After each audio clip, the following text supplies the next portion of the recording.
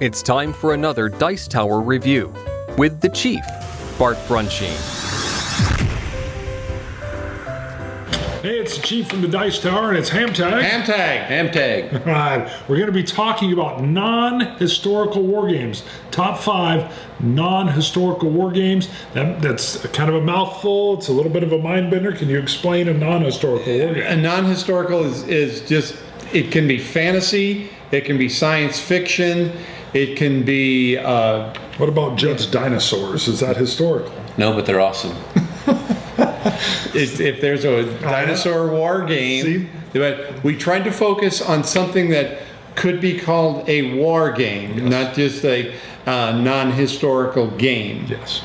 That was what was kind of fun about this topic, and actually, even when I got into looking around, it was a little harder to.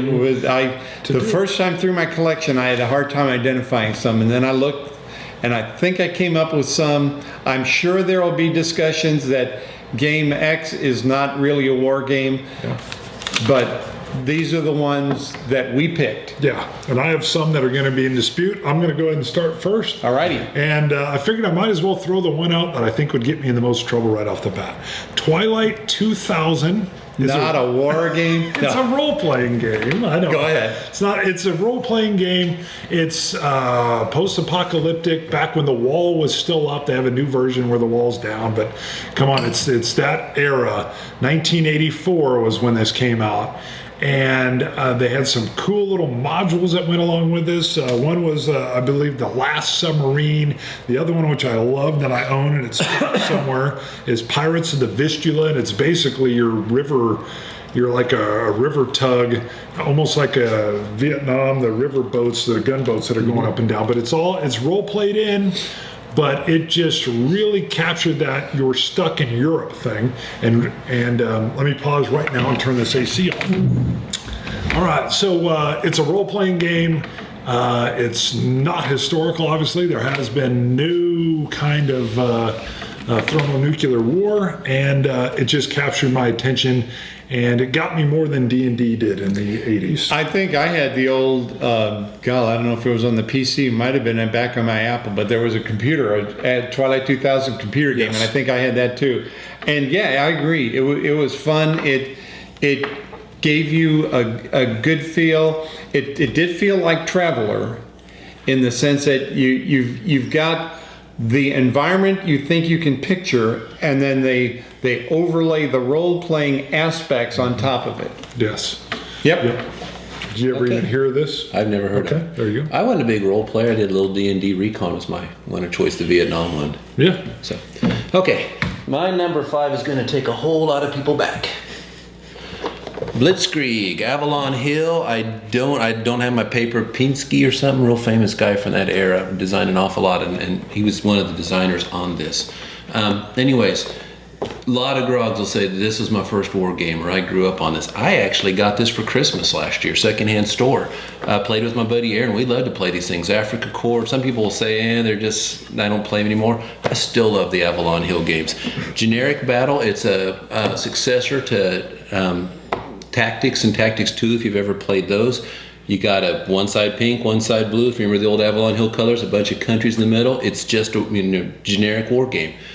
Airborne in it, armor, infantry, things like that. Breakthrough artillery. Yeah. Rated 844. Yep. Mm-hmm. So yeah, these, some of the Avalon Hill games have aged better than the others. This one I played, I had a blast. It's one of those games that Bart called me up, said, "Hey, I'm going to be a hero complex. You want to play it this Friday?" Be like, giddy up.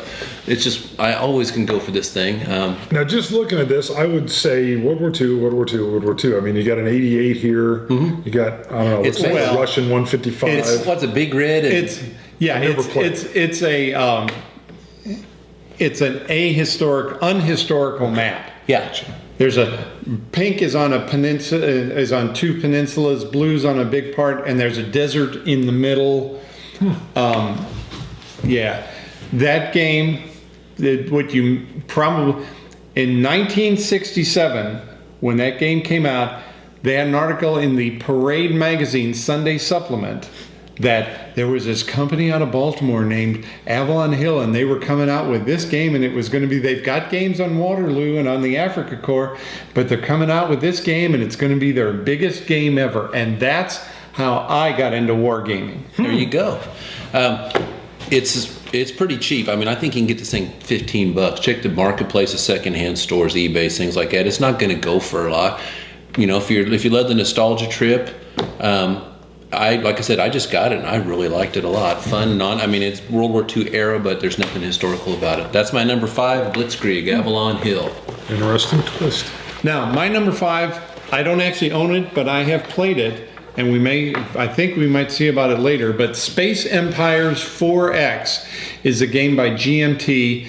It's 4X means explore, expand, exploit, exterminate. Always miss exploit. And so basically you're trying to build up an economy so that you can explore the area, build these big honking spaceships with lots of armor and lots of guns and lots of speed, and then you want to go out and destroy the other guy. It goes the other direction. 4X games, I believe, started on the computer because it's a lot of bookkeeping and things like that. And then this brought the 4X genre over to board games. The only problem I have with this game is that there can be a little bit of a rock, paper, scissors aspect to it. You're deciding what direction your technology is going to go. If you go in a technology direction that the other person isn't expecting, you're just going to wipe them out. You're going to do great. If he has got the rock to blunt your scissors, you're hosed. So there's the guessing, because you start isolated from each other and then you approach to contact.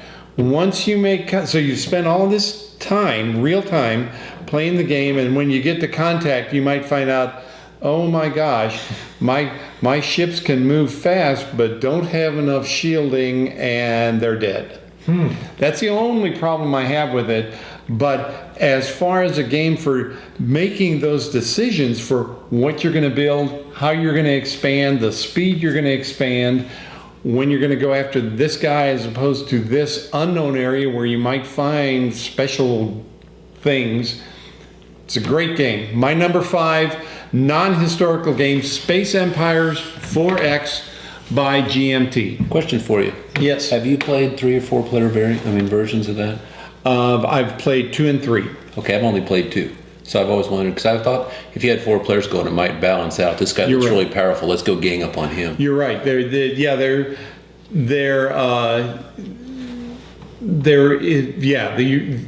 can stop the leader that way. Yes. And the Vassal module is really slick because it does a lot of the bookkeeping. You pick the ship, it starts filling in the data for you. It's really good work. Okay. Judd's our Vassal guy, by the way. He's always doing modules and stuff. Right, my number 4 is Tannhauser. It's very trash to me, but it's awesome. Yeah, the whole premise is that Germany actually won World War I, and then what you're doing in this game is it's more of a first-person shooter from a video game standpoint, put down into a board game. I thought World War I never ended in that. Maybe it's that. I always laughed about it. Yeah, Germany's economy could maintain that. Maybe I can't remember. Okay. Maybe it's just still going. It gets into some mystical stuff where the Germans have mental power and some different things. But what it really brings cool, and I always got to remind myself by looking at it, is they have a Pathfinder system, which is imagine you have a room, a 4x4 room. In that room, there'll be little circles all around that are telling you that if you're in this circle and you're in this circle, not only can you see each other, you can shoot at each other. It deals with movement and line of sight. So if someone's in the hallway, it might be red circles, but if you're in the doorway of that hallway to the room. Half the circle's red, half the circle's blue, so the person in the doorway can see either or. It was kind of interesting. I thought it would be weird at first, but it actually looks good on the map. It plays well. It makes it real simple for folks that aren't up on line of sight, or you don't want somebody that's not used to miniatures where you're measuring out distances and stuff. And if they're not colorblind. Yes. It's got the system works really good. Like they'll have like 2 footprints, means it costs 2 movement points to move there. So okay. While it sounds simplistic, it works really well. Yeah, it really does. And then on top of that, much like the first-person shooter, they throw in a death match, capture the flag. There's the story mode, and there's dominance or something. I can't remember. I've only played it once. All right, so take a first-person shooter, try to put that into a board game. It never quite took off for Fantasy Flight, but I think it fits well into the non-historical war game, number 4. Aaron and I have commented that they give you these cards and you put all these weird tokens, and they could have made it more custom. These guys are always going to have this piece. They should have just put it right on the card, and it's got some wonky math where you might think, why don't you just subtract in 2? It's like add a -2, and it's not quite that weird, but I don't remember, but it's really weird math. I can handle it because I'm a math guy, but it's still weird that maybe that's why they didn't have a bigger audience, because there's a lot of people who don't like math. Okay. Yeah, I'm not a big fan. It's not straightforward. Okay. My number 4, you might not have heard of this. This is one of my rare weird ones. This Starfleet Battle Manual, not Starfleet Battles. The reason I bought this game was the first 3 words, Starfleet Battle. Starfleet Battles was the way of life for me. It's what scares me about ASL, because when I hear the words way of life, it makes me run the other way, because Starfleet Battles, it was a bad experience. I know, starter kit.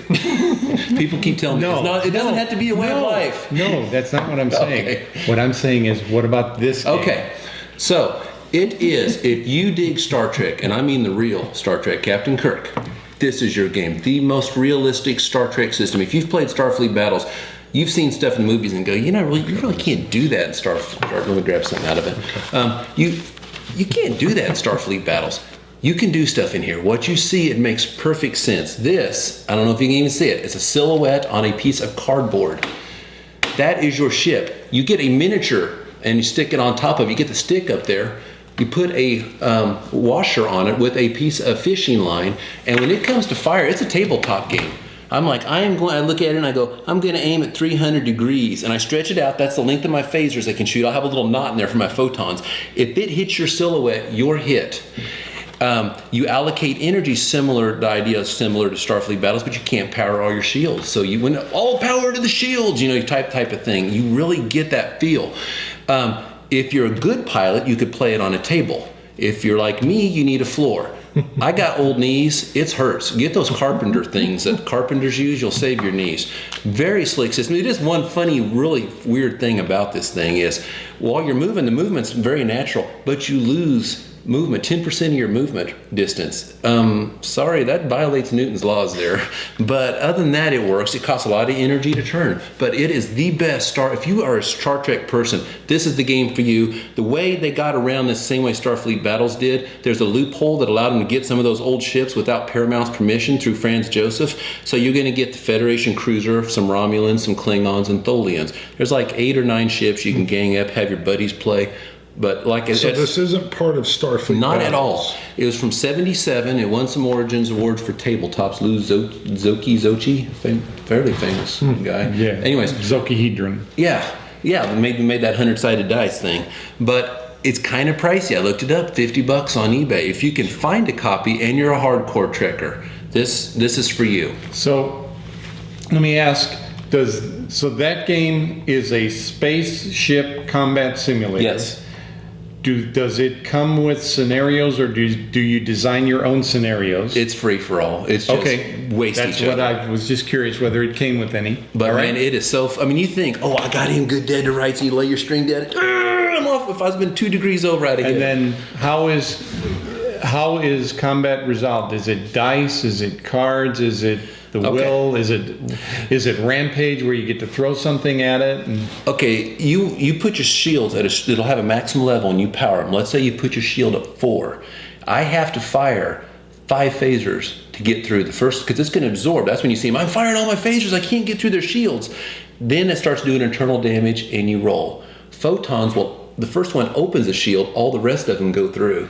Okay, Klingon disruptors smash your maximum ability. But it is dice. Yes. Okay. It's not a dice hit or miss. resolution It's for not damage. hit or miss like Okay. SFB, but the internal damage is dice. Right. Okay. And it's not as wonky as the whole labs. If you've played Starfleet Battles, front hole, tractor beam, there's a lot less spaces to hit. You're not Okay. going to like one of the games on my list. Starfleet's my gateway. Okay. Okay.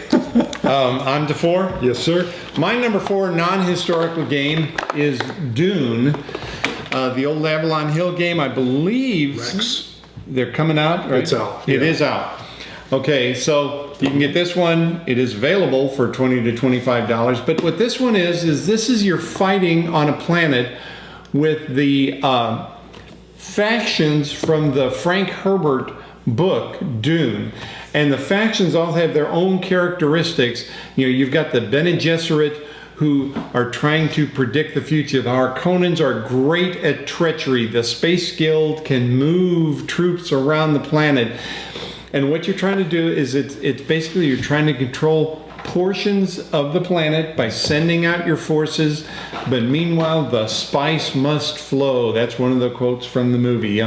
You've got this spice that grants long life and prescience and has all kind of good science fiction characteristics, and so you're trying to get the spice while you're controlling I think it's 3 of the key areas on the planet will win the game. One of the things that's unique about this game, unlike most multiplayer games, is you don't start as an alliance. It's 6 separate sides, but you can win as an alliance. You can make a deal, where the Harkonnens and the Space Guild decide, we're going to work together, and between the 2 of us, we can control enough areas and we win the game. That's one of the things that's unique about this game.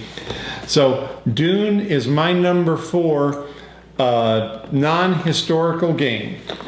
Yeah, Rex from the Twilight Imperium world from Fantasy Flight was the remake on that. I believe Herbert's son will not release the rights to redo the game underneath the Dune license, which Okay. is why they did it under Rex. Okay.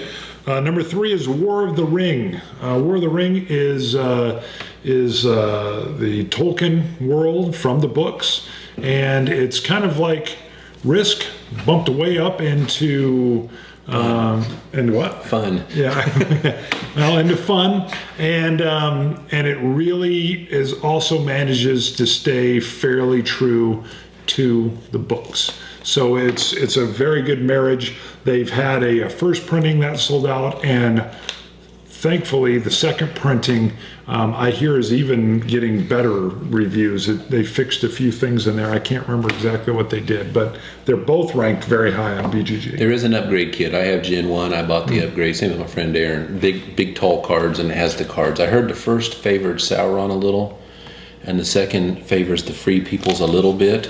So you don't want to take your first edition expansions, which help to balance it out, and stick it on the second game. It'll really tilt it. All right, I didn't know any of that. So I Very love good. that game. So Big. number 3 for me, non-historical, is War of the Ring. So let me ask, so I have not played that. How long is a game? Aaron and I play it, and we meet at 7 o'clock. We start setting it up, and we are rushing to get midnight. I mean, we're forcing the last plays. Yeah. So I would say 6 hours. Yeah, I would say. And is it 6 just hours. 2-player? I think you can play more because you got all these different groups of the Free Peoples and you got like 3 or 4 different never Free done it with Peoples. more than 2, though. We always play 2 players. Okay. So I don't Well, know. yeah. I think it can. Yeah.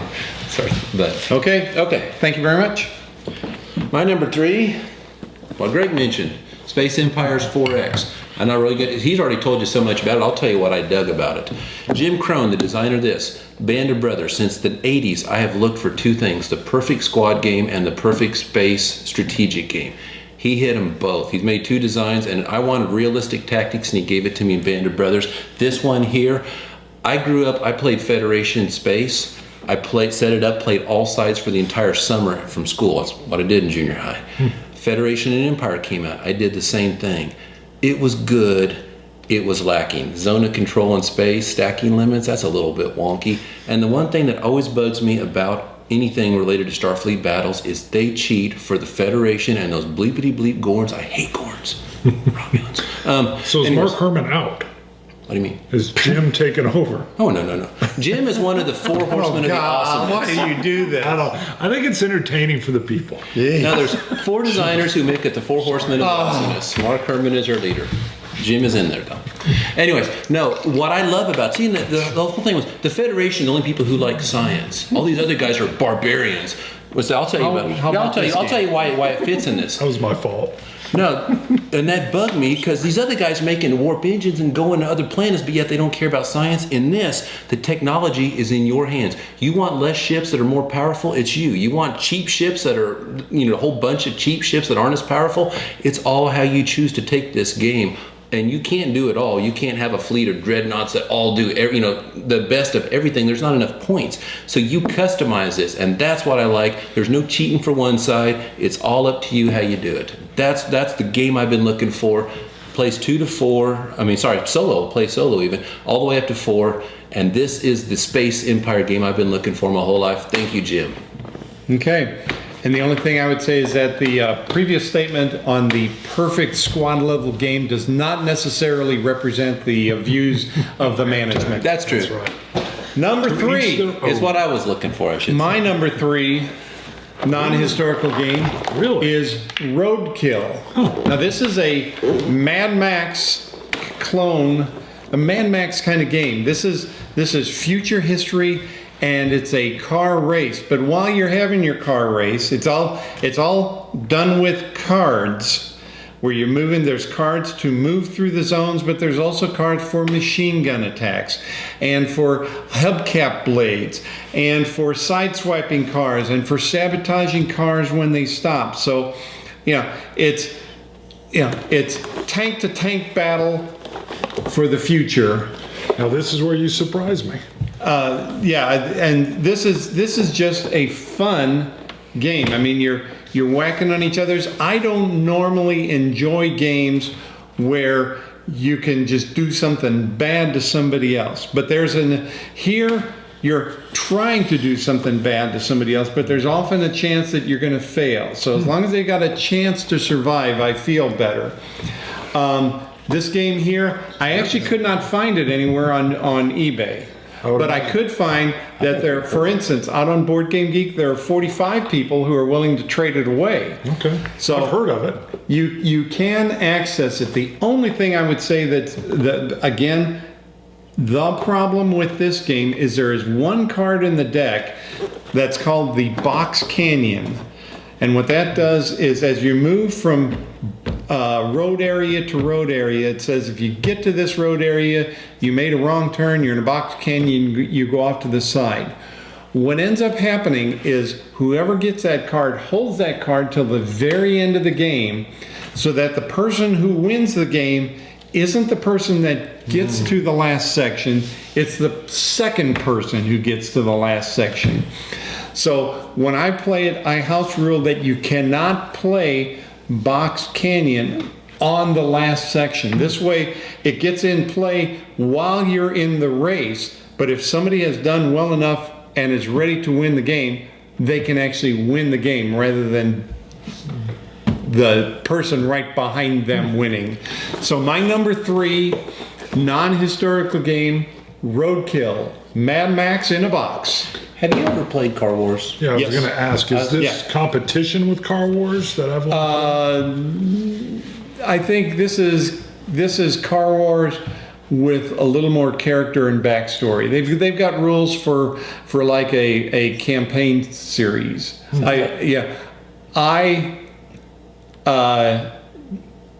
Car Wars, as I recall, had Starfleet battles type, localized damage. Here, you just take damage and you repair damage. See, that interests me a lot. Car Wars, I got it a long time ago looking for a ground-based Starfleet battles, and it didn't click for me. But that kind of sounds like Mad Max meets Cannonball Run or something. Yeah, it is. And quirky, and I like it. There will be short sections of road you can get through. There's longer sections of road that takes a while to get through.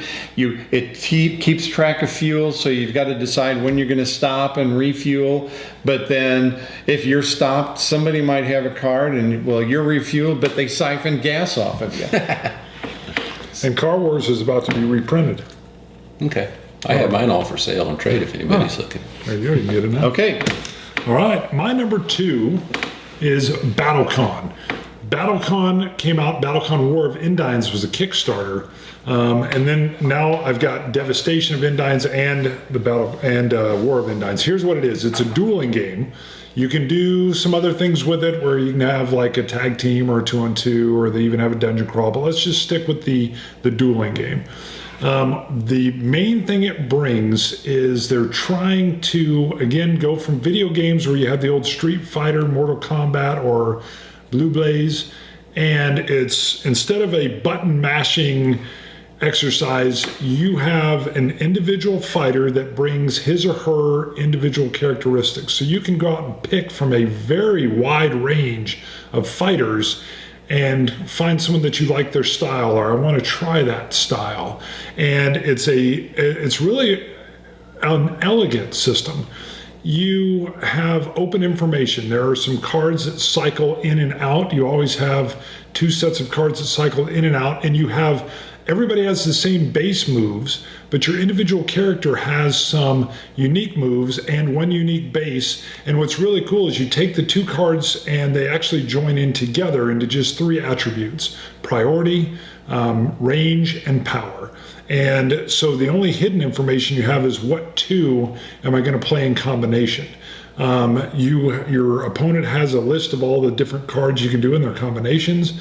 They can even ask before you make your choice, let me see your hand, I can't remember, although it's all open. And it just really gets into working the essence of the individual fighter and how you want to work them, what you want to do with them. So I'm curious, so what is a game of BattleCon? Is it 1 fight? Is it 2 out of 3? Is it and how long? It's usually 1 fight, and you can, oftentimes you're doing more and more a game. There's, oh man, what is it? It's going to take you about 15 minutes. Okay, thank you very much. Yeah, it's very fast. I was forgetting there's a certain amount, they call them beats, and I want to say there's 15 beats. So you even have some players that are real good at dancing around, inflicting a little damage and moving back. Right. And they're just wanting to run this thing out. And then there's bruisers, Okay. and there's ones that are almost like a Batman. Okay. They have equipment with them and stuff. So you are going to love this when we play during church.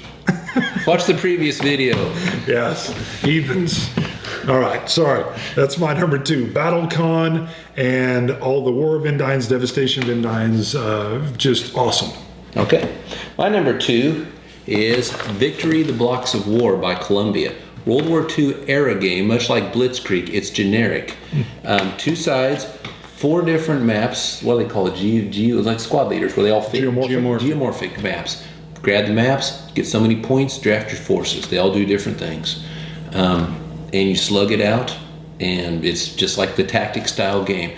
It uses the combat system from Pacific Victory, which is extremely cool. Bart and I did a video on it. You can kind of watch it on there if you want the specifics. It's not your ABC Columbia. It has a lot of built-in tension, because do you want your air unit to strafe, or do you want them to go after the air up here? You know, all kinds of decisions in this.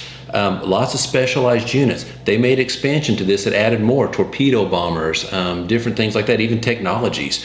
They added a lot of expansion maps to it. You can also play up to like 4 players, I think it is, and bring in more, just different colored blocks in this thing. May even play more than 4. It's kind of like Wizard Kings a little bit if you've played it, the whole draft your generic armies and go at it, but this is a World War II theme and I like it better, and it's not collectible, which is always a big hit with me. That's my number 2, Victory: The Blocks of War by Columbia.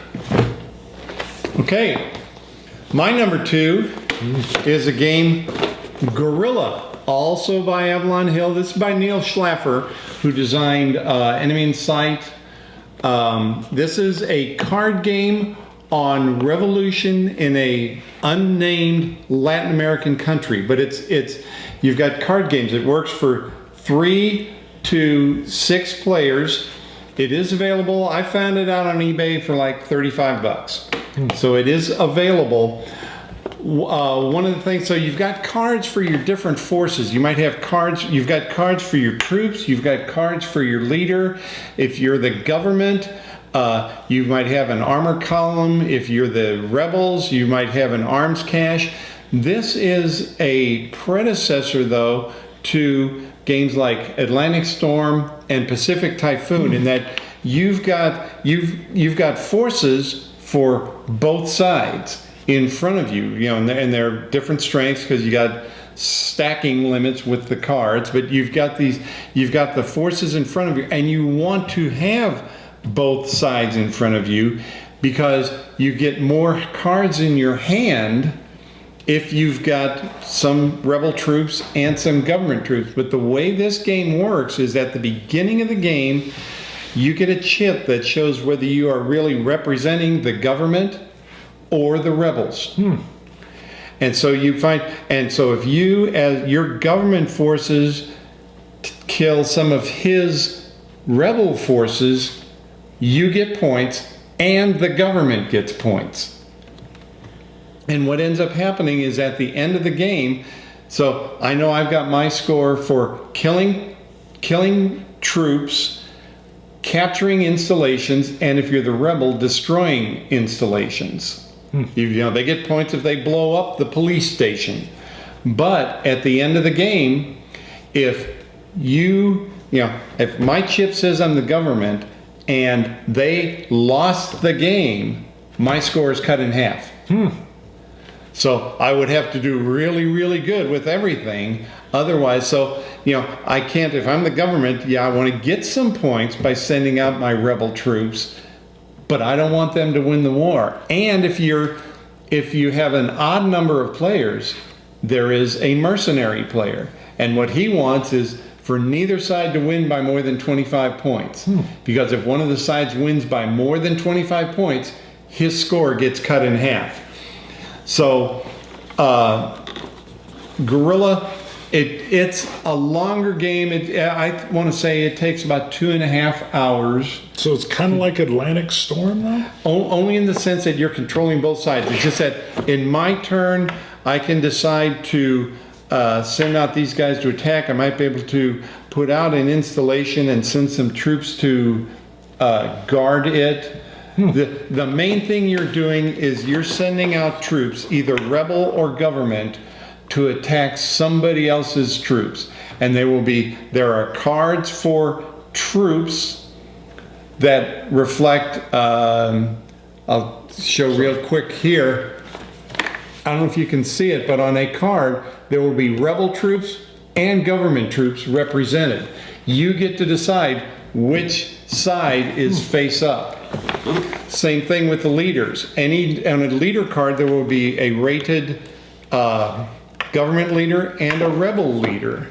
And one of the leaders might be able to lead a lot of troops, but he's not very good. You got another guy who's very good on his own, but can't lead a lot of troops. So you've got those trade-offs. So the only thing what's similar to Pacific Typhoon and Atlantic Storm is that you are controlling both sides, but you really have a goal. You want your side to win. So my number 2 non-historical games, Guerrilla by Avalon Hill. This is copyrighted in 1994. That's why I haven't heard of it. Okay. There you go. I thought I knew all the old classics. If I remember right, it wasn't a huge success when it came. All I know is that it's been a tournament at WBC, I want to say up until the last 3 or 4 years. And it stayed in the Century for years. Maybe it was the year, because isn't that right as Avalon Hill's kind of getting ready to... Avalon Hill, I think it was 98. Okay. So this was late in the Avalon Hill chain. All right. My number 1 is Starfleet Battles. All right. My gateway game. Okay. Yeah. As a kid, it was... I can't remember what era I got it, but I got it. I love Star Trek, and the idea that you are flying that ship, the toss off between how do I power, which shields do I power, what to movement, what to my phasers, all of that was just really cool. Now I had a hard time in the mountains finding someone to play it with, but man, I would whenever I could, and it was just awesome. That game was, if I had stopped at the base game, because I get the pot game, I got the base game, that would be on here, be one of my best games ever. I wish I had your wisdom. I was a completist then. and I got sucked in expansion 1, 2, 3 supplements, and it becomes a bit of a mess. But this is my obsession with this game back then. I made a program on the Apple IIc. I actually burned it. I went through the 128K memory. It kept track of the impulse charts, firing, it rolled all the damage for you. And then I repeated it on Visual Basic 6 for the computer about 10 years ago. So yeah, it's a bit of a way. That's why the phrase way of life scares me, because I saw what it did to me. And hopefully I'm a wiser and older person then. But it is quite a game. When it first came out, oh my goodness, it was an obsession with me and my friends. Cool. So anyways. Your number 1. My number 1 is Revolt on Antares. Goodness. It is a TSR pocket game. I traded a lot of them, but I was an avid pocket game collector. This was the very best one, better than Ogre, better than it was just phenomenal. And people who've played this, you'll see there's almost a little fanaticism thing about this game. It is, you sit there and look at it, it looks like a generic war game. It sits on a planet with, seven different factions, and they're in revolt. So the revolution player gets to pick 2. The awful earthling imperialist pigs pick 1. Every turn you're going to pick one, so they go from neutral to joining your side. Now and there's laser tanks, power infantry, and it basically amounts to ground troops, tanks, airborne. There's hovercraft, there are troop carriers, so, zone and control, things like that. There's no odds based. You got 15 points, I got 10 points, you roll the die. Whoever gets the highest number added, you subtract the difference and lose points off of that. So it's a little different on that. Where this game excels is there are leaders in this game. They all have special powers. One guy can transport any of his units across the board. One guy rolls 2 dice in combat, picks the best one. One can roll a dice and maybe get one of if they hits the right number, can get one of their pieces to join her side for that combat. See, and then there are 7 alien artifacts flipped upside down before the game, placed under each house. So you don't know which one you're getting. There's nuclear bombs. There's things that let you ignore the terrain effects. So every game's almost different. Then you got these mercenaries that join you. They'll bring in like another tank force, and you have to roll to recruit them. And then there's, after the combat, if you have any leaders, you might have won the combat against me, but then our leaders go aside and I might have killed your leader. There's a special leader combat. And that's funny is, people who play this will tell you the end game's kind of a little anticlimactic and weird. My friend Rob and I are working currently on some house rules, some alternates on this. I was going to contact the designer I got on BGG, but unfortunately he passed away. He's real big. I don't remember his name, but he was real big on the D&D. It wasn't Gygax. But anyways, it has it's real. You see people who play this thing that's very, very loyal to it. That this game, while you're playing up through the 10th turn, is just a blast. You're just all over the place, knocking each other upside the head, and then the last turn it kind of. Is it hard to get? It is. I checked it out last night. It goes for about $25 on eBay. Might sound high. I mean, it was an $8 game back in the day, so if you adjust for inflation. But it's not impossible to find. It's just not as cheap. I can get a lot of those micro games for $10. But it tells you that it's got a little bit of staying power, that people like it, that it drives the price. But that's it. Revolt and Antares TSR. They made 8 games in this series. 2 were good, 2 sucked, and the others are meh. But this one was awesome. And my number 1 non-historical game is another Avalon Hill game, Attack Sub. Now this is a game from 1991. It was designed by Courtney Allen, person who did Upfront, which is a lot of people's Grail game, and also did Storm over Arnhem. This game is a 2-player game on modern day sub combat. It's a card game. I found it, again, available on eBay for $35 to $40. It's modern submarine warfare, but you've got submarines, you've got surface ships, you've got air power, you've got the sub-hunting helicopters. There are multiple scenarios in here. You can have 2 submarines that are trying to just search out and locate each other. You've got convoy activities. You've got ships or scenarios where a particular sub is trying to locate and sink an enemy carrier that's got a screen. So it's got all of those. It's got different types. You've got diesel subs. You've got the atomic subs. You've got everything up to the Seawolf in here. And the cards take into account things like active sonar, passive sonar, closing the range once you get a contact, taking evasive action, you're trying to get a weapon lock on, you fire, you try again, you take evasive action, send out some noisemakers, make a high-speed turn, anything like that to survive. This is another game that, it's still played every Sunday at WBC. There's still 40 people that play this tournament. So this is my number one non-historical game, Attack Sub by Avalon Hill. I mean, it sounds like Hunt for Red October in a box. It is. Yeah. Right. Very cool. Yeah. Early 90s? 1991. That's when the movie came There out. you go. Good call on them. Or maybe All right. 90. So that's my number one, non-historical. There you go. There's our non-historical games. So hopefully you guys got some enjoyment out of that one. This one surprised me a little bit. There's some different stuff there. There is. We've got a... When else are you going to get to see that? Yeah. All right. HAMTAG. See you guys later. Later.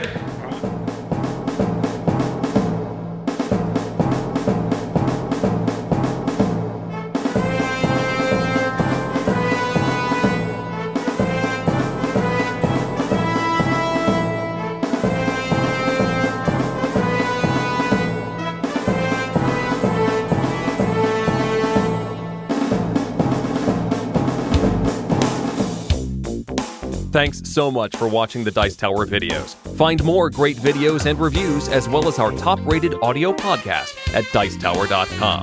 You can also find other great shows at Dicetowernetwork.com. I'm Eric Summerer, and you've been watching The Dice Tower. The Dice Tower is sponsored by Cool Stuff Inc., where you can find great games for great prices. Cool stuff in stock. Check them out at CoolStuffInc.com.